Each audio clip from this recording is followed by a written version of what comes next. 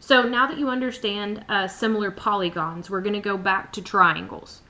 But let's review. Again, if polygons are similar, two things have to be true. All the angles have to be congruent. And again, you can use the symbol, wavy line with an equals. The second thing is that sides are proportional.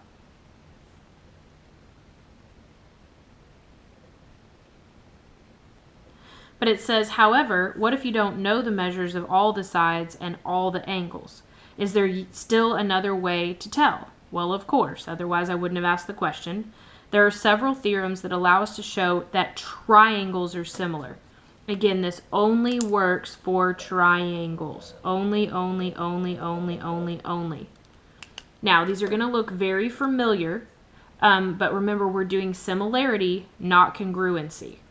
So the three similar triangle theorems, AA, which is not for Alcoholics Anonymous, it's for angle similarity. Now this is something that didn't even exist when we were talking about congruencies. That means if two angles of one triangle are congruent to two angles of another triangle, then the triangles are similar. The reason for this is that if two of them are the same, that means the third one is going to be the same because they all have to add up to 180, so it only makes sense. Side, angle, side, so we can go ahead and fill that in. This one should again be pretty familiar. Okay, side, angle, side.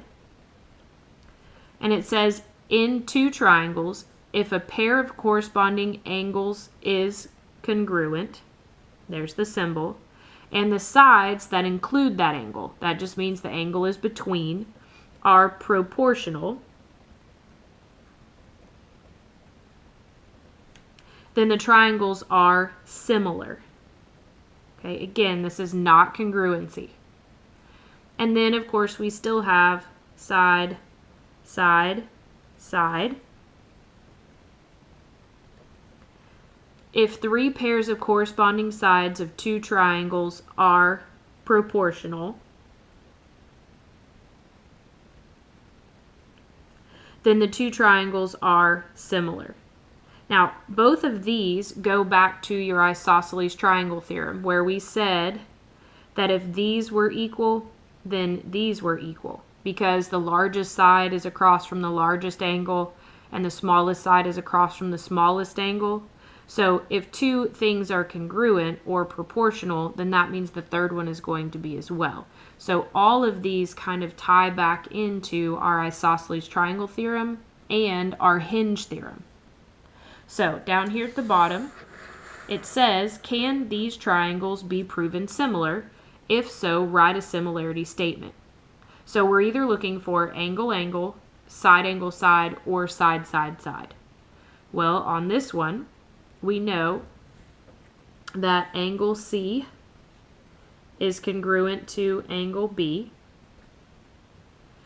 And we know that angle AEC is congruent to angle, I'm guessing this is a D down here. Sorry, it didn't come out. So then we would say angle DEB.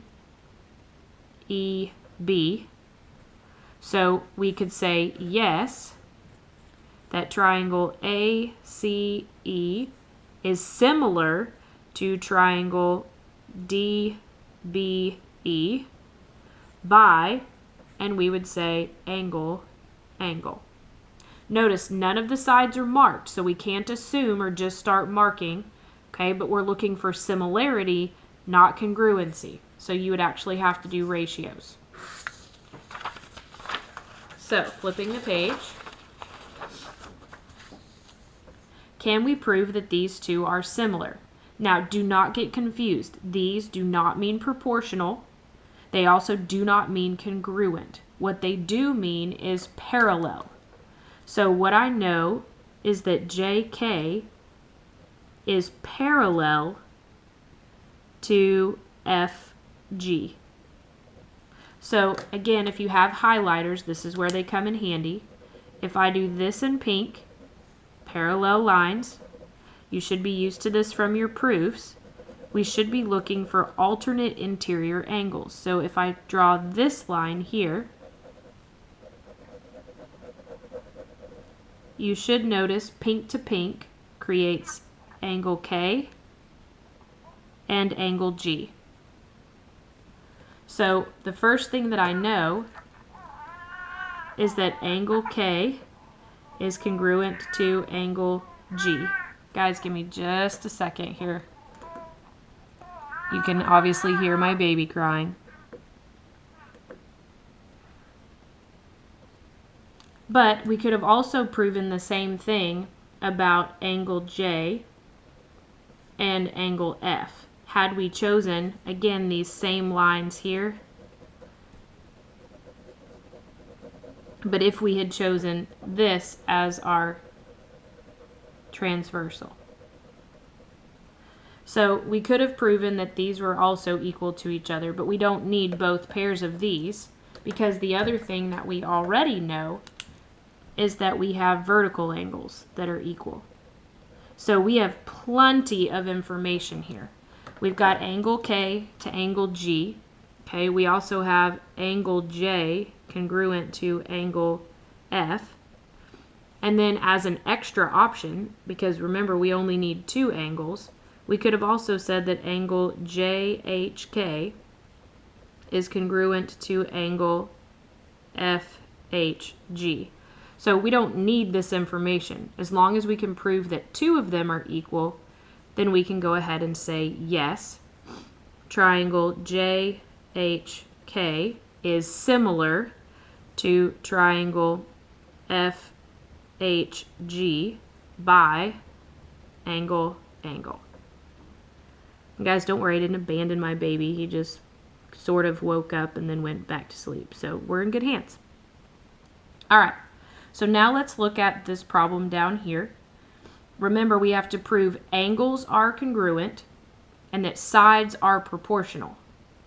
So here, the first thing that's really easy to notice is that angle N is congruent to angle R. So I've got an angle. But now we're doing sides. So we've got MN that corresponds with PR, and I have LN that corresponds to QR. So in order to prove that these are proportional, remember I have to set up ratios.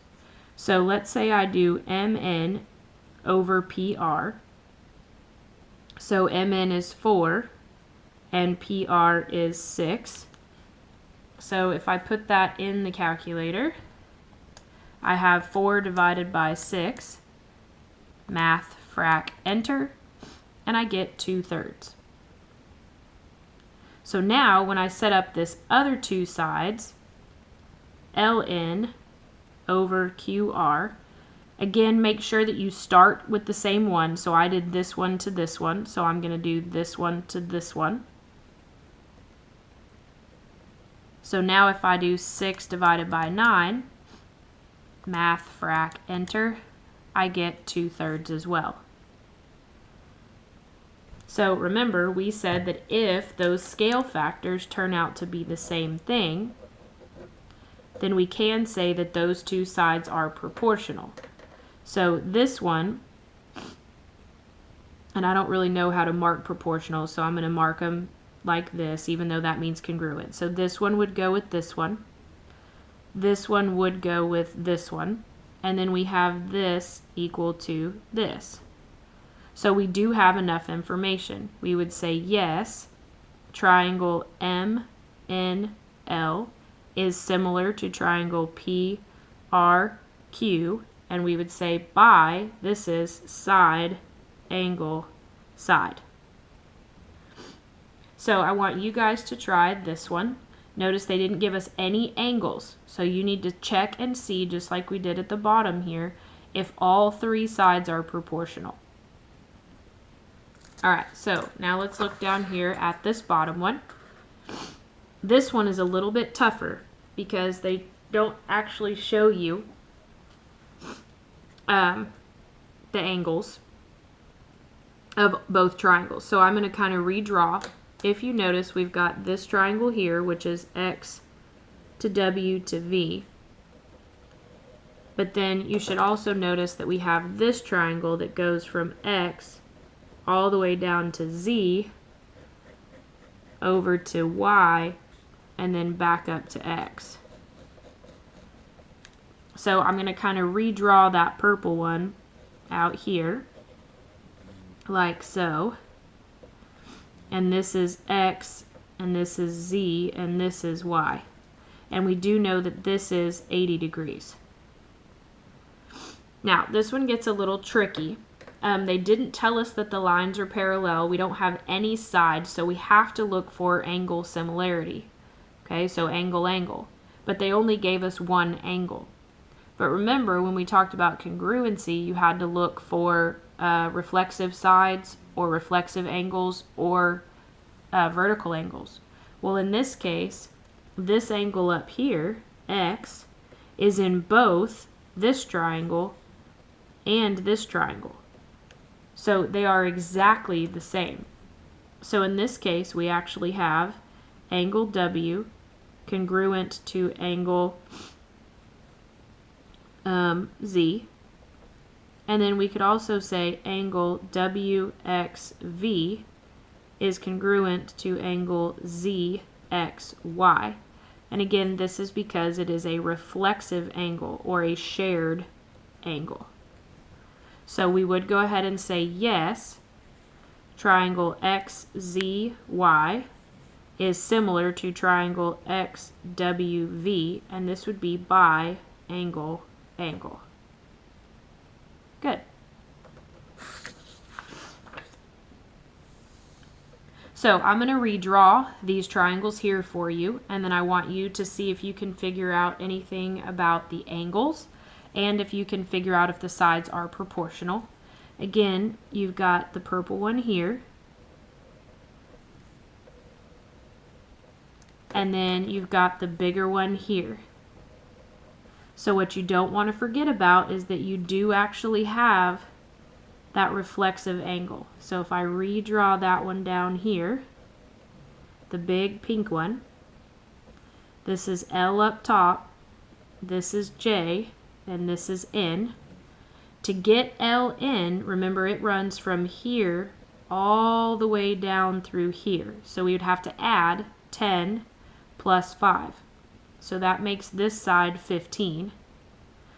And then on this side, we would go from here all the way down to here. So 6 plus 3 would give you 9. So when you're going to set up your proportions, okay, make sure that you're doing 6 to 9 and then 10 to 15. And the last thing that you need to double check or to remember is that you've got this as a shared angle. So you would have angle KLM is congruent to angle JLN. And so now what you need to check is to see if LK is proportional to LJ. And you need to see if LM is proportional to LN. Good. All right. And then I'm going to leave you guys to this one. Again, you may need to redraw and flip and turn your triangles and add. All right. Then let's go down here to the bottom. So if AB, again, this means parallel to CD, and then AB is 4, so let's go ahead and label that. AE is 3x plus 1. CD is 8. And then ED is x plus 12. It says find AE and DE. So again, since they told us they were parallel, okay, we've got this parallel to this. Remember, we have that transversal option. We cannot do anything to solve for x until we know that these two things are similar. So if I do pink to pink, that means B is congruent to C. So far, I could say angle B is congruent to angle C. And then remember, I could also now use these because those are vertical angles. So I could state that angle AEB is congruent to angle DEC. So now I know that triangle ABE is similar to triangle DCE by angle. Once I know that they are similar, okay, and I've proven it, now I can actually set up ratios. So I'm going to kind of redraw just so you guys can see. This is going to be AEB, and we know that this is 4 and that this is 3x plus 1. Well, if I redraw this one the same direction, we know that A goes with D, so D would be up here. And then I know E goes with E, and so then this is C. So then C to D was 8, and then D to E, this side, is x plus 12. So now I know that AB goes with DC and AE goes with DE, so now I can actually set up my ratio to solve. So 4 compared to 8 on the other one should equal 3x plus 1 compared to x plus 12. So now if I cross multiply, I have 4 times x plus 12, and that should equal 8 times 3x plus 1. And now I can come down and solve for x. Once you get x, you need to go back and plug it into these two. Good.